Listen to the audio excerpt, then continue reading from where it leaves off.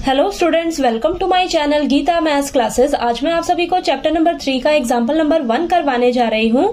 हमें दिया है check whether the pair of equations x + 3y = 6 and 2x - 3y = 12 is consistent, if so solve them graphically. तो हमें इस एग्जाम्पल में क्या बोला है कि ये जो पेयर ऑफ इक्वेशंस है ना, चेक करके बताइए कि क्या ये कंसिस्टेंट है और इसे हमें ग्राफिकली सॉल्व करके बताना है। ठीक है, तो चलिए स्टार्ट करते हैं। सबसे पहले हमें ये जो दोनों इक्वेशंस दे रखी हैं इनका हमें टेबल बनाना पड़ेगा। ठीक है, तो यहाँ पर आप लिख लीजिए x + 3y = 6, ये आपकी फर्स्ट इक्वेशन है, और 2x - 3y = 12 ये आपकी सेकेंड इक्वेशन है। ठीक है, अब इनका आपको क्या करना पड़ेगा, टेबल बनाना पड़ेगा। तो यहाँ पर आप टेबल ड्रॉ कर लीजिए ये। अब इस टेबल में हम x और y की वैल्यूज निकालेंगे।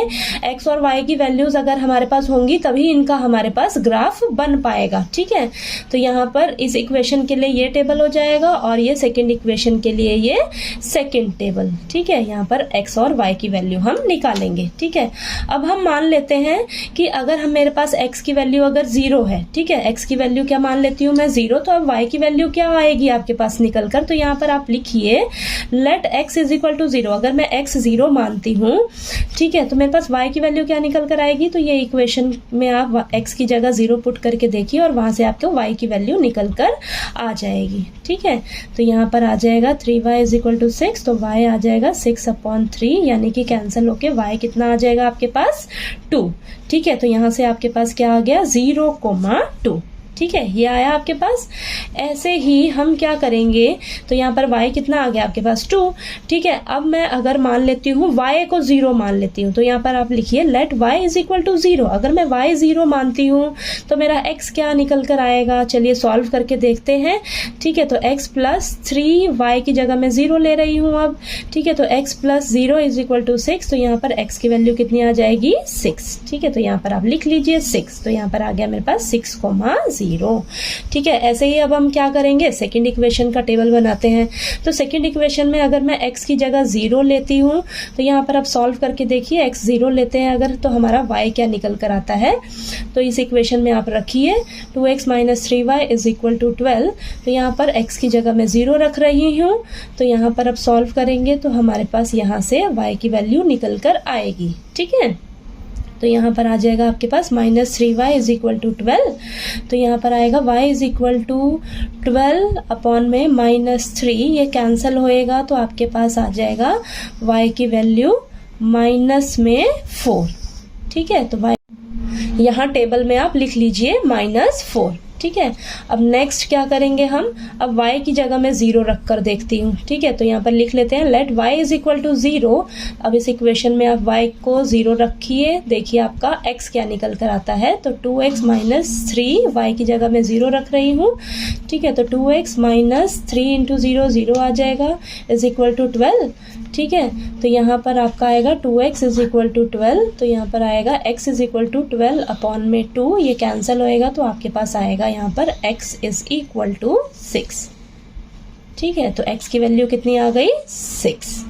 ठीक है, तो यहाँ पर आपका क्या आएगा 0, -4 और यहाँ पर 6,0। ठीक है, तो आपके पास इन दोनों इक्वेशंस के लिए ये टेबल तैयार हो गई। अब हम क्या करेंगे, इसका ग्राफ ड्रॉ कर लेते हैं और वहां से हमें पता लग जाएगा कि ये कंसिस्टेंट इक्वेशन है या इनकंसिस्टेंट है। ठीक है, अब ये आपका फर्स्ट इक्वेशन के लिए जो आपने टेबल बनाया था और ये सेकंड इक्वेशन के लिए जो आपने टेबल बनाया था, अब इनका ग्राफ ड्रॉ करते हैं। यहाँ पर अगर मेरा x 0 है तो y कितना है 2। ठीक है, तो यहाँ पर हो जाएगा अगर x 0 है तो y कितना है 2। ठीक है, तो 0,2। ठीक है, अगर मेरा 6x है और y कितना है 0 है। ठीक है, तो x की वैल्यू कितनी है 6 है, यहाँ पर 6 हो जाएगा तो 6,0। ठीक है, तो ये हो जाएगा आपका, ये आप लाइन ड्रॉ कर लीजिए।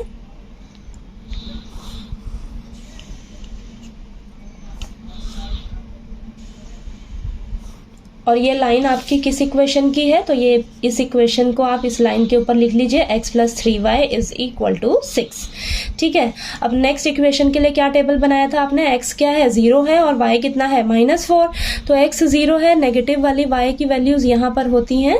ठीक है, तो ये आपका y नेगेटिव और ये वाला y पॉजिटिव है।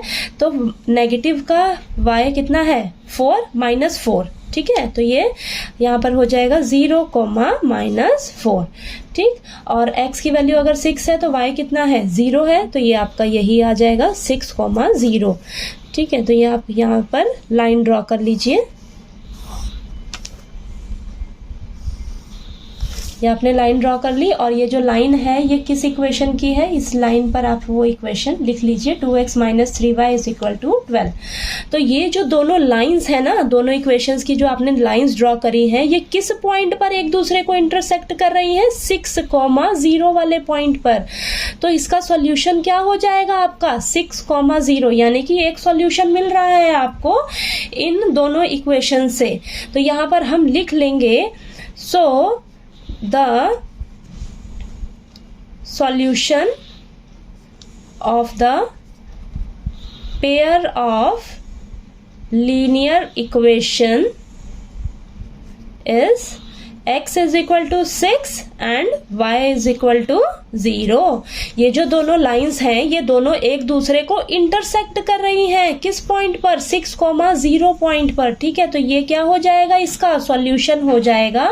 तो यहाँ पर हमें सॉल्यूशन मिल रहा है, अगर हमें सॉल्यूशन मिल रहा है तो ये क्या हो जाएंगी, हमारी इक्वेशंस कंसिस्टेंट हो जाएंगी, ठीक है। तो यहाँ पर हम लिखेंगे therefore the given pair of equations are consistent, ठीक है।